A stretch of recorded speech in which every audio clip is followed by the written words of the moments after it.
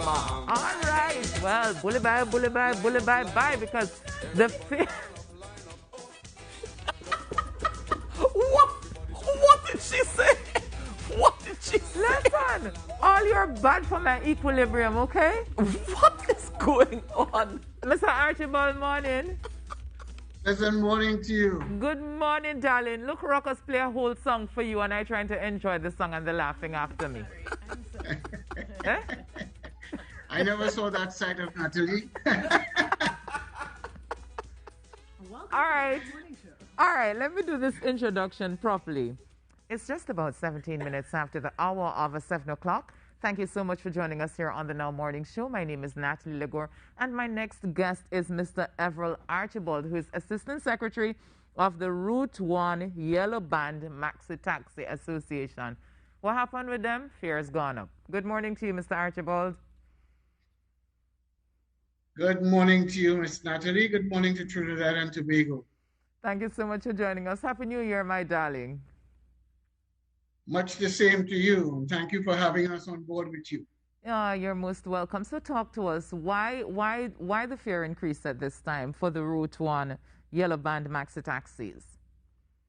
Okay, there are a number of factors that would have brought us to this junction. Let me just begin by giving you a brief history of where we came from. It's important to know where we came from, that we will be able to establish why we are where we are.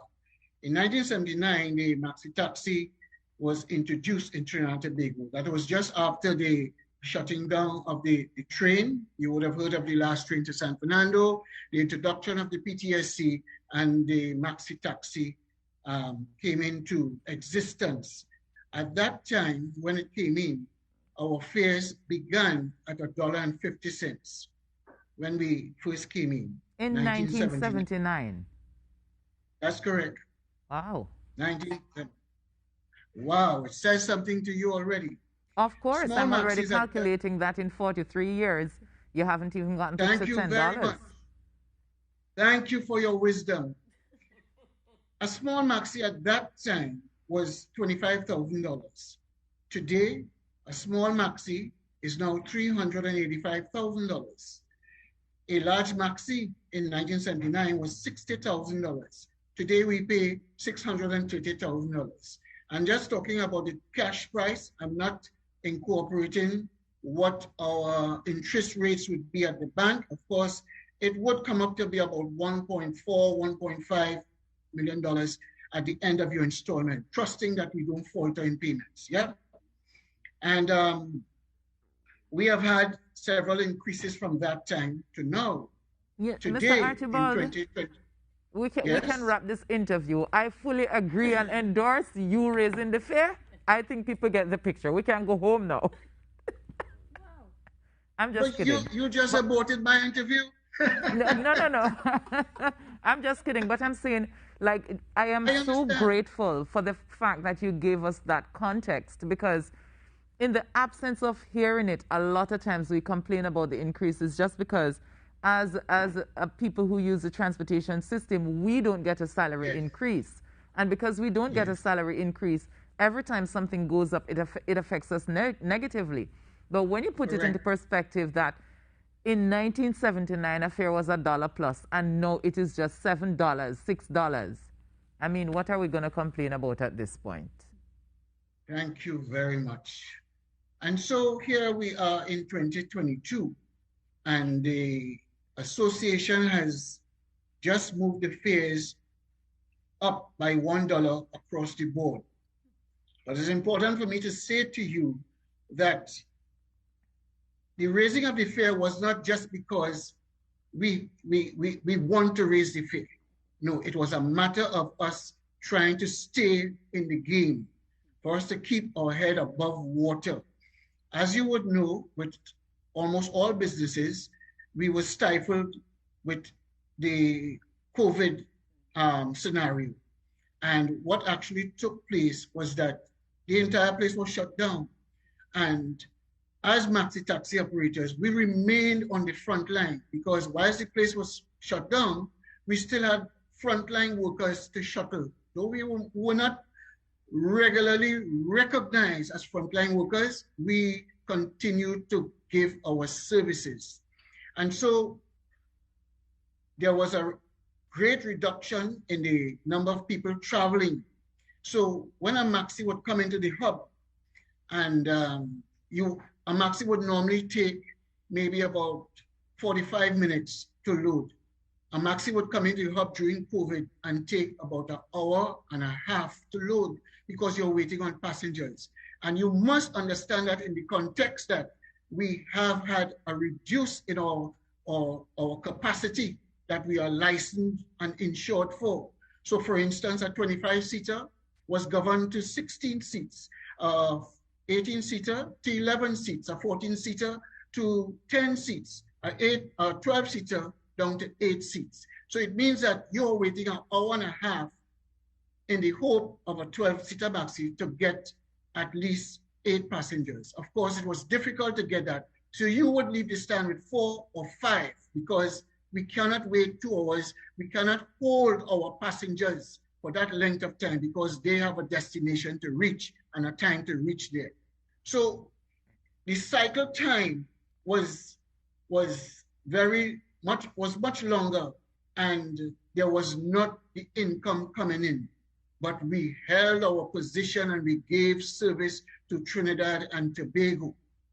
We did that. Now we have come through what is almost 2 years of it. We have been faced with, because of a lack of income, we have been faced with increasing in interest rates at the banks. We have had to pay our insurance bills as they would come up. I want you to understand, Natalie, and this is something you may not know and the general public will not know also. The insurance on a new 25-seater Maxi varies between $35,000 and $40,000 per year. That cannot be paid in one installment. So it's broken up into 12 installments. Now, when we ran into the situation that COVID brought about, we were not able to pay our bills, not our bank installments, not our insurance. So you would appreciate the mounting interest that was there waiting for us whenever we begin to breathe again. In the case of an 18-seater Maxi, the insurance would have varied between $18,000 a year, between $15,000 and $20,000 a year, more or less. Again, that would be broken up into months because it all cannot be paid in one installment. Yeah. And so it varied like that. And the interest costs met us. We began to go under with it. No, I know that the fare increase took effect on Monday, but how has the public responded to it thus far? Excellent. I want to say to you, on Monday morning, on my very first trip, I had some elderlies in the bus, and I informed them of the fare increase. And of course, we allow them to know if you are not prepared to pay it this morning because you were not aware of it, then we would work at the old fare. I want you to know that the elderlies paid the new fare. We were encouraged, and it was a warm embrace we had with the elderlies. And if the elderlies can embrace us, the working class would also embrace us. And so we were commended at some levels for raising the fare and the fact that it was only raised by $1. I want you to know that the fare was raised. Our short drops, which are $3 and $4, went to $4 and $5. The standard Port of Spain carnage fare or degomated fare would have gone to $6, from $5 to $6. Shagaramas would have gone from $6 to $7 up to the shipyard. And if we journey on further down to the Tetron base, it is now $8. And that is the result of our fare increase. I want to commend the Route 1 Yellow Band Maxi Taxi Association for so systematically, going through and determining, what they want to do and how they want to do it. And I think that's why anytime we have that kind of work put in, that the public may respond positively, to it. So congratulations to all of you. I never knew the day would come when I'd congratulate somebody for raising for Yes. raising fares. I feel I'm so bought into this story that I feel as if I want to come and travel and pay that extra dollar too. Very well. I Well, want you going to is know that in raising the fare, heavy consideration was given to the traveling public because we too, we are the owner operators, but we too are consumers. We face the high prices at the hardware, the car parts store, the grocery store, the market store. We face it too. So we are consumers whilst we are providers. So we give heavy consideration to our clientele. Well, I'm Yes. definitely happy to hear that, Mr. Archibald. So, in terms of the COVID, though, I know that there were concerns raised that you've lost a lot of drivers on the front line. Any idea as to how many Maxi taxi drivers we've lost to COVID? I am not able to put a direct figure on it, but I know it has been over 12. Yeah. So even as you choose to serve the public, your lives are at risk just the same like everybody else. Yes, ma'am. And I repeat, we were not really recognized as frontline workers. I wanna put in a plug here, Miss Natalie, and this is towards Ansa Makal. Ansa Makal has had a relationship with the Maxi Taxi Association for a number of years. Ansa Makal was the company who came to us in 2021, May of 2021, and supplied us with a chemical that we were able to use to spray our buses, sanitize our buses daily. And we truly embraced that. We did express much thanks to Ansa Makal, but I'm taking the opportunity to do it publicly. Yeah. And we continue up to today to sanitize our buses 3 days a week because of the potency of the chemical that is used. 3 days a week is sufficient. Nonetheless, any operator is free to sanitize his bus every day if he chooses to. Right.